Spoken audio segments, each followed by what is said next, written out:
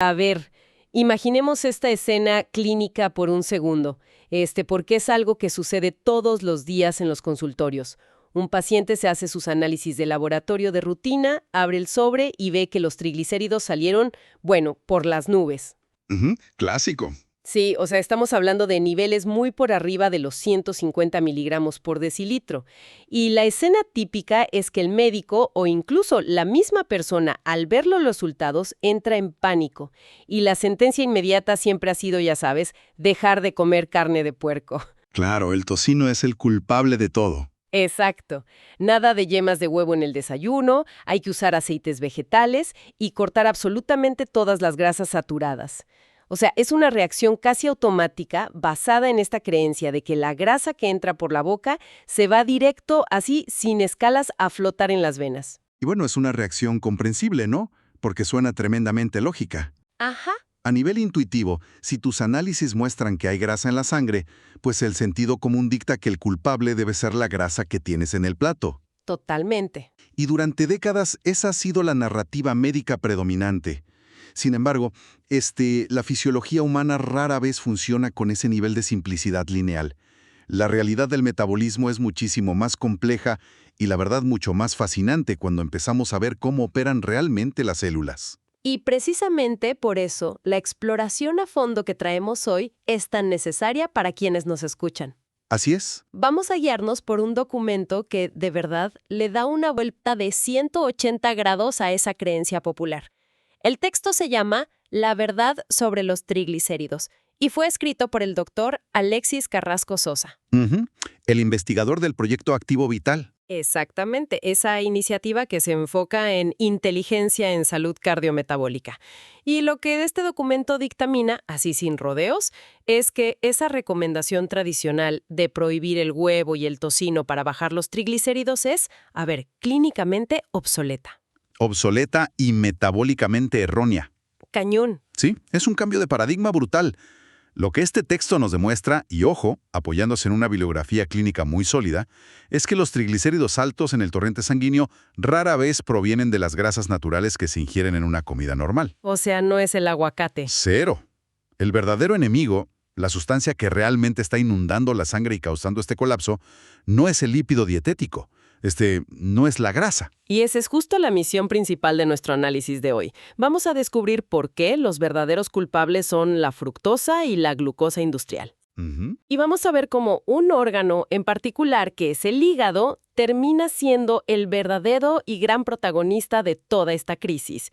Tenemos que entender el proceso mediante el cual, o sea, el azúcar de ese refresco o del jugo de la mañana, termina convirtiéndose en esa grasa espesa que aparece en los resultados del laboratorio. Exacto. Y para entender por qué culpar al huevo es un error tan grande, pues tenemos que ir a la raíz misma del metabolismo. Hay que observar cómo se comporta el cuerpo a nivel celular cuando recibe diferentes tipos de energía. A ver, explícanos eso. Pues hay un contraste fundamental que la ciencia médica ya tiene muy claro, pero que muchas veces no llega al paciente.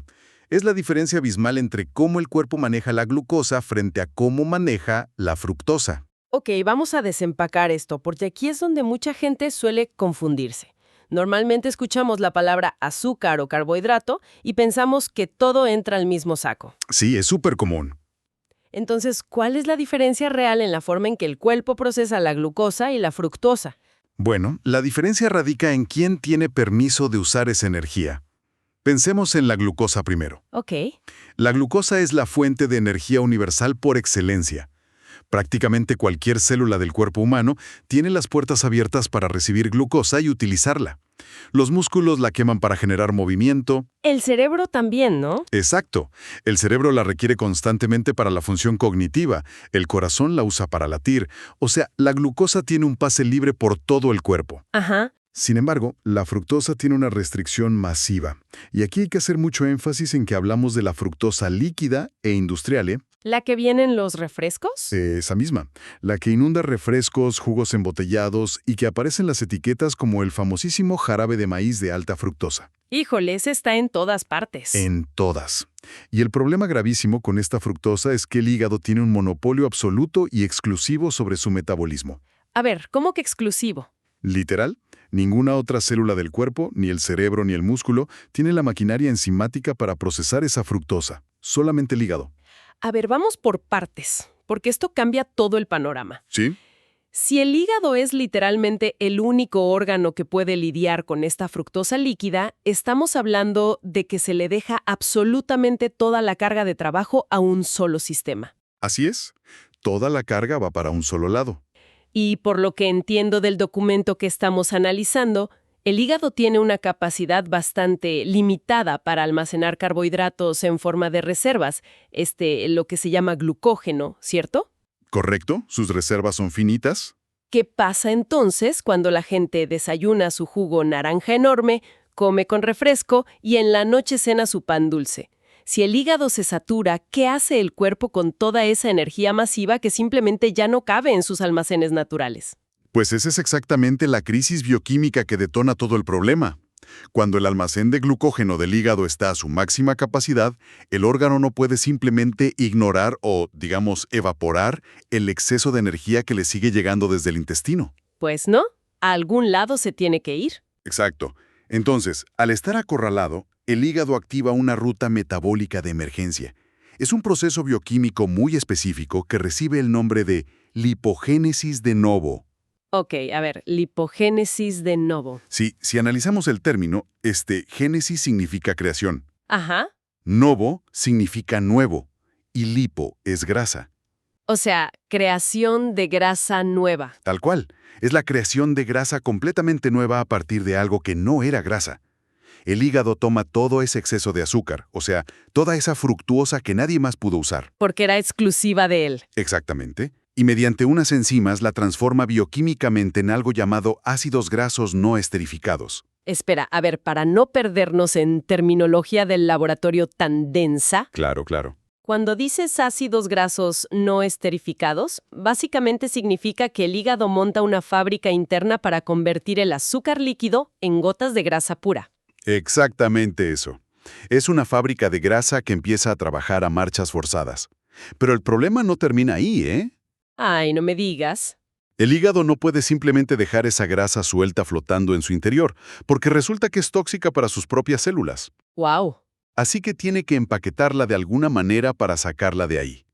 Y lo hace utilizando unas partículas transportadoras llamadas VLDL, BLDL, ajá. que por sus siglas en inglés significan lipoproteínas de muy baja densidad. Entonces, pensemos en las VLDL como unos pequeños buques de carga microscópicos. Ok. El hígado los llena de esta grasa recién fabricada y los lanza directamente a la circulación sanguínea. No me digas que... Y aquí es donde te cae el leinte de todo esto.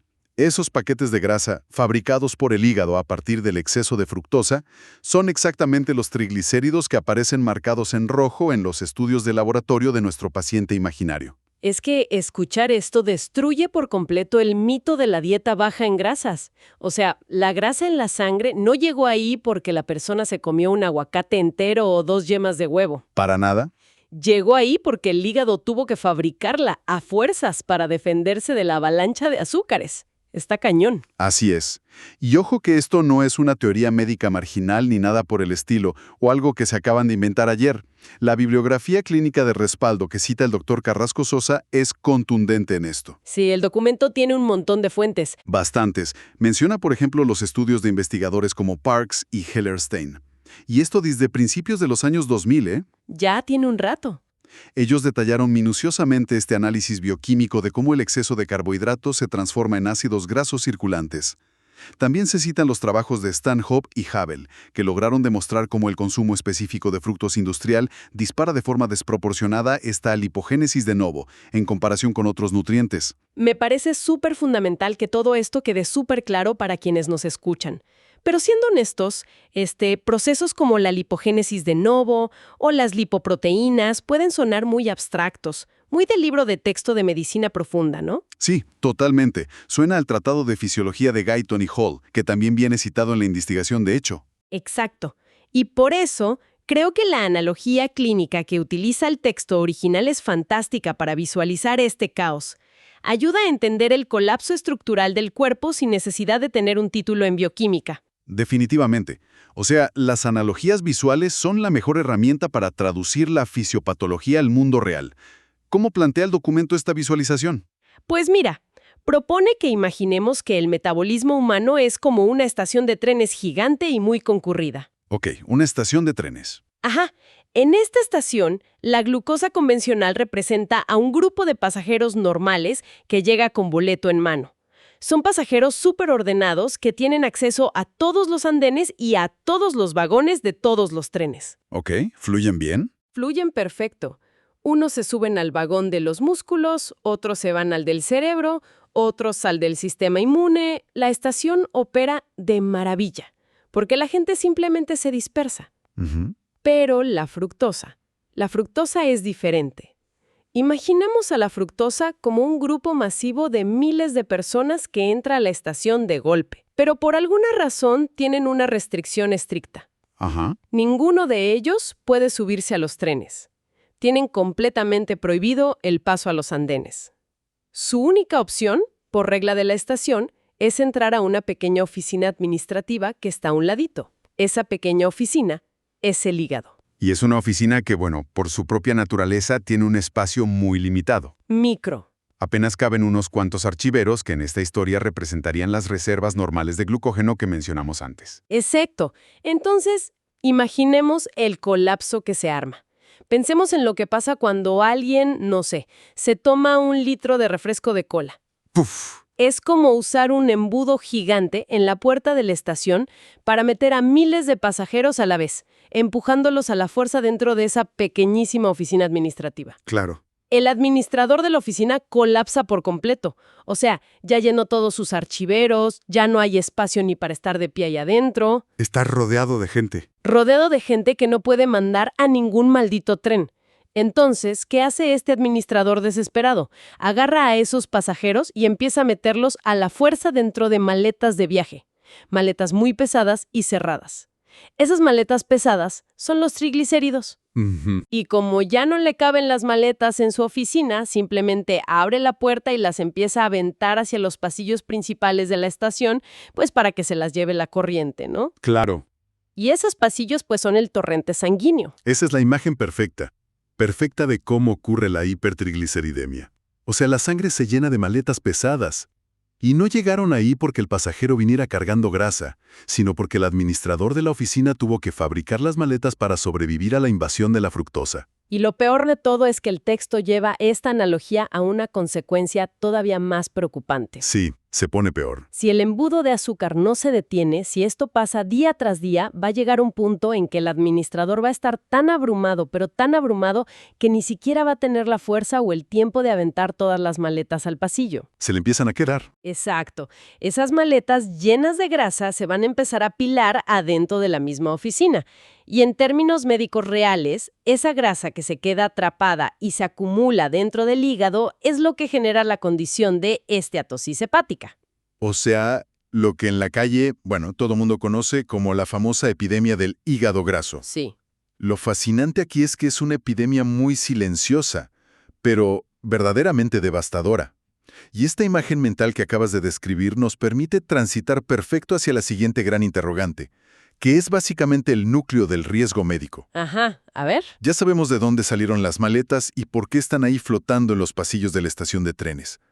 Pero la pregunta crítica es, ¿qué daño estructural causan una vez que están ahí circulando de manera crónica? Claro, porque alguien podría leer sus análisis de laboratorio y decir, bueno, tengo la sangre un poco espesa, no pasa nada, mientras no me duela nada, pues yo sigo con mi vida normal, me como mi chicharrón. No, perdón, el chicharrón no era.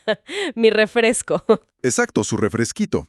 Y ese es el peligro de los números silenciosos. Ujú. Uno ve el 150 o 200 en el papel y la verdad parece inofensivo. Pero ¿qué es lo que realmente está pasando a nivel sistémico? A ver, dinos. Si conectamos el nivel de los triglicéridos con el panorama general de la salud, nos topamos con que no son un problema aislado. El documento del Proyecto Activo Vital hace muchísimo hincapié en que los triglicéridos elevados son, de hecho, solo la punta visible de un iceberg cardiometabólico muy profundo. ¡Wow! Un iceberg. Sí, todo este desastre comienza ahí, en esa misma oficina administrativa. Cuando el hígado empieza a acumular esta grasa ectópica, que en medicina significa grasa en un lugar donde simplemente no debería estar. Ajá. Esta acumulación física comienza a interferir gravemente con las comunicaciones internas de todo el cuerpo. Y para ser muy precisos, interfiere con la cascada de señalización del receptor de insulina. A ver, pausa ahí. Cascada de señalización del receptor de insulina.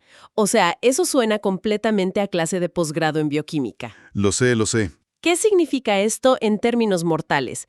¿Quiere decir que la grasa literalmente tapa los sensores del hígado? Pues mira, es una excelente forma de verlo. Imaginemos que el receptor de insulina es como una cerradura en la pared exterior del hígado. Ok, una cerradura. Y la insulina es la llave que manda el páncreas para avisar que acaba de llegar comida y que, oigan, es momento de guardar energía. Lo que hace la grasa acumulada, o sea, estos triglicéridos atorados dentro del hígado, es generar una inflamación y una serie de reacciones que actúan como si alguien literalmente le metiera pegamento a la cerradura. ¡Uf! ¡Qué frustrante! Muchísimo. La insulina llega con su llave, intenta abrir la puerta, pero la cerradura ya no gira. El hígado se vuelve completamente sordo al mensaje. Ya. Eso, exactamente eso, es la famosa resistencia a la insulina.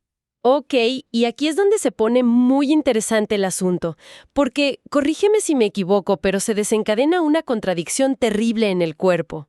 A ver. Según la investigación, como el hígado ya no escucha la insulina, asume que el cuerpo está en ayuno, ¿no? Exacto. Piensa que no hay comida. Entonces el hígado, por su propia cuenta, empieza a fabricar y a aventar más glucosa a la sangre. O sea, hay un exceso de azúcar circulando y el hígado ciego sigue lanzando más gasolina al fuego. Es una locura. Es una locura absoluta. Y al ver tanta glucosa circulando y totalmente sin control, pues el cuerpo entra en estado de pánico. Claro. Y obliga al páncreas a trabajar horas extras. El páncreas dice, a ver, asumo que la llave no funcionó porque mandé muy pocas llaves. Lógico. Así que empieza a secretar unas cantidades masivas de insulina para intentar romper esa resistencia a la fuerza. A esto médicamente se le conoce como hiperinsulinemia compensatoria. Ok. Y esto nos lleva a la verdadera trampa metabólica de esta condición. ¿Cuál es la trampa? Porque niveles altísimos y constantes de insulina en la sangre hacen algo más que intentar guardar azúcar. Bloquean por completo, y digo por completo a nivel enzimático, un proceso llamado lipólisis. A ver. O sea, cierran con doble candado la capacidad del cuerpo para quemar sus propias reservas de grasa. Exacto. Es la tormenta perfecta. Wow. Por un lado, el hígado sigue creando grasa nueva a partir de la fructosa que está entrando por la boca en forma de refresco. Y por otro lado, el exceso de insulina bloquea la salida de las reservas de grasa que ya existen en las lonjitas. El cuerpo, o sea, pierde por completo la capacidad de usar su propio tejido adiposo como combustible. ¡Qué coraje! Sí, pero el daño no se detiene nada más en la acumulación de peso. Hay más. Hay un riesgo letal a nivel cardiovascular que muchas veces se ignora por completo. A ver. El documento de análisis cita una declaración científica de la Asociación Americana del Corazón, la famosa AHA por sus siglas en inglés, que fue publicada en 2011. Ajá. Esta revisión institucional, muy seria, estableció un vínculo innegable entre el consumo de azúcares refinados, la hipertrigliceridemia de la que hablamos, y la enfermedad ateroesclerótica. Espera, pero ¿cómo funciona ese vínculo? Porque, a ver, normalmente le echamos la culpa de los infartos al colesterol, ¿no? No a los triglicéridos. Pues ahí radica el grandísimo malentendido médico de nuestro siglo. Resulta que cuando hay un exceso de triglicéridos circulando, o sea, muchas maletas pesadas, estas partículas interactúan en la sangre con las lipoproteínas LDL, que son las que transportan el colesterol. Ah, ok. Y este entorno que está tan lleno de triglicéridos modifica físicamente a las partículas LDL. ¿Las modifica cómo? Las encoge, o sea, las vuelve muchísimo más pequeñas y densas de lo que deberían ser. Espera, esas son las partículas que la gente comúnmente llama colesterol malo, ¿verdad? Así es, el famoso colesterol malo. En un estado de salud normal, las LDL son como, digamos, pelotas de tenis. Ok, pelotas de tenis. Grandes y flotantes, que rebotan por las arterias sin causar ningún daño real. Pero cuando los triglicéridos las alteran, las encogen, se vuelven pequeñas y súper densas, haz de cuenta como si fueran municiones de valero o perdigones de metal. ¡Ay! Eso suena peligroso. Lo es. Al ser tan pequeñitas y densas, tienen la capacidad de infiltrarse súper fácilmente por las paredes internas de los vasos sanguíneos. ¡Uy! Y una vez que se cuelan ahí, en la pared arterial, son altamente propensas a oxidarse. Y bueno, esa oxidación es justo lo que desata toda la respuesta inmune que termina formando las famosas placas de ateroma, que tapan las arterias. ¡Wow! O sea que tener triglicéridos altos no es solo tener la sangre espesa, es literalmente estar fabricando las balas que van a dañar la pared arterial. Las balas, exacto. Las balas que elevan drásticamente el riesgo de sufrir un infarto. De verdad, es escalofriante entender la mecánica detrás de todo este problema. Entender que no se trata de evitar un aguacate o un pedazo de queso, sino de detener todo este colapso en cadena en la estación de trenes. Sí, te cambia la perspectiva. Completamente. Ahora, ya con este nivel de diagnóstico tan profundo y claro sobre la mesa, la gran pregunta para la gente que nos escucha y que quizá ahorita mismo está lidiando con este problema en sus análisis es ¿cómo limpiamos este desastre? Claro. Porque la reacción humana habitual, especialmente en nuestro modelo médico moderno, sería buscar la solución rápida, ¿no? Ir a la farmacia a pedir una pastilla mágica, algún bloqueador de grasa o algún fármaco que mágicamente disuelva las maletas en la sangre. Sí, todos quieren la pastilla. Y esa búsqueda de la pastilla rápida es otro error conceptual enorme. ¿Ah, sí? Totalmente. El documento del Proyecto Activo Vital es súper claro al plantear lo que ellos llaman un protocolo de rescate metabólico. Ok. Y la base de este protocolo es que, para limpiar el torrente sanguíneo y recuperar la flexibilidad metabólica... Que es la capacidad de quemar grasa, ¿no? Exacto. Para lograr eso, el tratamiento primario no pasa por recetar fármacos, fibratos o estatinas como primera línea de defensa. Ok. Se requiere un ataque directo a la causa raíz mediante intervenciones estratégicas basadas en la fisiología del estilo de vida. Y el texto desglosa 3 acciones clave fundamentales. Pues vamos a analizar profundamente esas intervenciones porque me parece que rompen con muchísimos esquemas tradicionales. ¿Cuál es esa primera línea de defensa? Pues mira, la primera acción es, por pura lógica, la más inmediata. La eliminación radical de la fructosa líquida e industrial. Radical. Radical. Esto significa cortar de tajo el suministro de jugos embotellados, los refrescos, las bebidas deportivas y cualquier maldito producto endulzado con jarabe de maíz de alta fructosa. Adiós a todo eso. Adiós. Al hacer esto, literalmente apagas directamente el interruptor de la lipogénesis de novo. Si retomamos tu analogía de la estación, Ajá. esto equivale a quitar el embudo de la puerta de la estación de trenes. Si ya no entran miles de pasajeros sin boleto, pues el administrador del hígado puede finalmente, respirar y dejar de fabricar esas maletas de grasa. Es que tiene toda la lógica del mundo. O sea, cortar la materia prima de la fábrica de grasa. Pero a ver, una vez que cierras la llave del problema, Sí. ¿qué pasa con todas las maletas pesadas que ya están estorbando en los pasillos? O sea, con toda esa grasa que ya está circulando, ¿cómo forzamos al cuerpo a consumirla? Bueno, ahí es exactamente donde entra la segunda acción crítica de este protocolo, Ok. que son las famosas ventanas de reposo pancreático. Suena elegante. ¿Qué es eso? Se traduce clínicamente en espaciar los tiempos de comida de manera súper consciente. Como mencionamos hace unos minutos, los niveles altos de insulina en la sangre actúan como este candado que bloquea la quema de grasa. Sí. Entonces, al implementar periodos donde no se ingiere alimento por varias horas, le permites a tu páncreas descansar. Por fin. Ok. Y permites a la insulina bajar lentamente hasta llegar a sus niveles basales, sus niveles bajitos. Solo cuando la insulina baja a ese piso, el candado de la lipólisis hace clic y se abre. ¡Wow! Es entonces cuando las células del cuerpo pueden finalmente tomar esos triglicéridos circulantes, abrirlos y utilizarlos como fuente de energía limpia. Pero, a ver, espera. Aquí hay un choque tremendo con la cultura de las dietas que todos conocemos. Uf, sí. Por décadas, la recomendación estándar de un buen de nutriólogos ha sido que hay que comer 5 veces al día, con colaciones súper exactas entre comidas para supuestamente acelerar el metabolismo. El famoso acelera tu metabolismo. Exacto. Según lo que nos estás explicando, me estás diciendo que esa recomendación médica convencional en realidad nos mantiene atrapados guardando grasa sin parar. Pues, sé que es un choque fuerte, pero sí. La fisiología no miente. Si el cuerpo recibe alimento cada 3 horas, ya sea una barrita, una manzanita o un batido, lo que sea, Ajá. el páncreas tiene que estar liberando picos de insulina constantemente a lo largo del día. La insulina nunca tiene el tiempo suficiente para llegar a sus niveles basales. O sea, nunca se abre el candado. Exacto. Por lo tanto, el candado de la quema de grasa se mantiene cerrado desde que la persona se levanta hasta que se acuesta en la noche. Comer 5 veces al día es, literal, una receta perfecta para mantener a alguien metabólicamente inflexible y totalmente dependiente de la glucosa, impidiendo que limpie los triglicéridos de su sangre. El reposo pancreático, el dejar de comer a cada rato, rompe ese ciclo.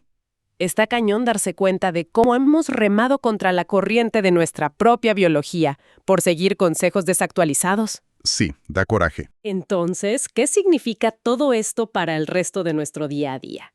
Y esto me lleva a la tercera acción del protocolo, que de verdad creo que le da un giro completamente fresco al tema del ejercicio. Porque la frase típica siempre es, ya sabes, ve a sudar para quemar calorías, haz horas de cardio, pero el documento habla específicamente del estímulo de la masa muscular, o sea, enfocado en la fuerza y la contracción muscular. Ujú. Y plantea que el músculo no es solo un motor de movimiento, sino que actúa como un sumidero de glucosa. Es que es un concepto fascinante de la medicina metabólica moderna. Resulta que el tejido muscular es el mayor consumidor de glucosa de todo tu cuerpo. Ok. Y lo verdaderamente increíble es que cuando un músculo se contrae de forma intensa, O sea, pesas. pesas. Cuando haces ejercicio de fuerza o resistencia, las fibras musculares tienen la maravillosa capacidad de abrir sus puertas para absorber glucosa de la sangre directamente sin siquiera necesitar que la insulina les dé permiso. O sea, se brincan a la insulina. Se la brincan por completo. ¡Qué increíble!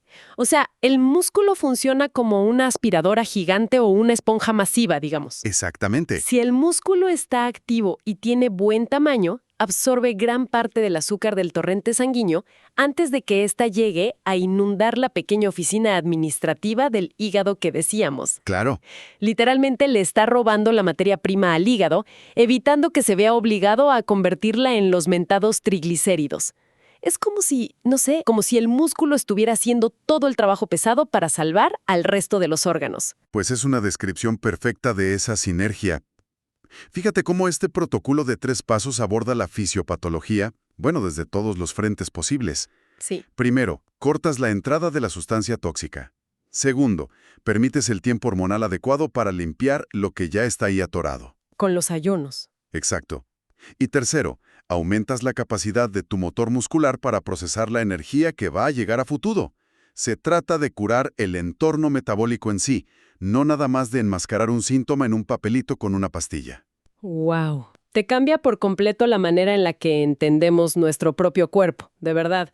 Queda clarísimo que los músculos son verdaderos escudos metabólicos, o sea, trabajan sin descanso para proteger las arterias y al hígado de esta literal avalancha moderna de energía ultraprocesada. ¿Así es? Ahora bien, para cerrar este profundo análisis de hoy, todo esto que discutimos nos deja con una duda bien fascinante si lo vemos desde la lente de la evolución humana. A ver, cuéntame. Porque a lo largo de la historia, los seres humanos siempre consumieron fructosa, claro, a través de la fruta entera que encontraban. Pero esa fruta venía empacada en una matriz fibrosa muy densa, la fibra de la fruta, Claro. que obligaba a nuestro intestino a absorber los azúcares de una manera extremadamente lenta. Y eso le daba tiempo de sobra al hígado de procesarlos a su propio ritmo sin colapsar. Ajá, sin el embudo. Exacto. Pero ¿qué pasa hoy? Que agarramos la fruta, le quitamos toda esa fibra natural para hacer jugos líquidos, o peor, hacemos jarabes súper concentrados que impactan el sistema del hígado en cuestión de segundos. Entonces pienso, quizás nuestro hígado no está roto y no está fallando. Quizás está haciendo exactamente lo que la evolución le dictó para almacenar grasa rápido y sobrevivir a un invierno cruel y sin comida. Exactamente. El grandísimo problema es que, pues con la dieta moderna, en este mundo lleno de supermercados abiertos 24/7, ese invierno nunca llega. Y la fábrica de grasa nunca se detiene. Es una reflexión buenísima. Invita a replantearse todo lo que damos por sentado en nuestra alimentación diaria, ¿no? Totalmente. Entender estas sutilezas evolutivas y bioquímicas, pues es el primer gran paso para recuperar el control de nuestra salud cardiometabólica y, sobre todo, alejándonos de ese miedo tan injustificado a la comida real. Al huevo y al aguacate. Exacto. Y bueno, precisamente de eso se trata este espacio, de desmitificar y devolverle el poder a la audiencia a través del conocimiento profundo. Así que invitamos cálidamente a todos los que nos escuchan a suscribirse al programa, para que no se pierdan futuras investigaciones como esta. Sí, suscríbanse. De verdad, dense una vuelta y exploren los demás capítulos que ya están disponibles en nuestro catálogo, porque hay muchísimos otros análisis profundos sobre temas fascinantes que están ahí esperando ser descubiertos. Hay mucho material ahí. Sí, y sobre todo, oigan, si esta información les hizo sentido hoy, compártanla en sus redes sociales, mándensela a sus familiares, al grupo de WhatsApp de amigos, porque entender el verdadero origen y la mecánica detrás de los triglicéridos altos podría literalmente cambiarle la vida y el futuro médico a alguien que el día de hoy, tristemente, pues sigue creyendo que el único culpable de todos sus problemas es su pobre y humilde huevo del desayuno. Así es. Pues muchísimas gracias por acompañarnos a descubrir esta verdad metabólica hoy y nos escuchamos en la próxima exploración a fondo.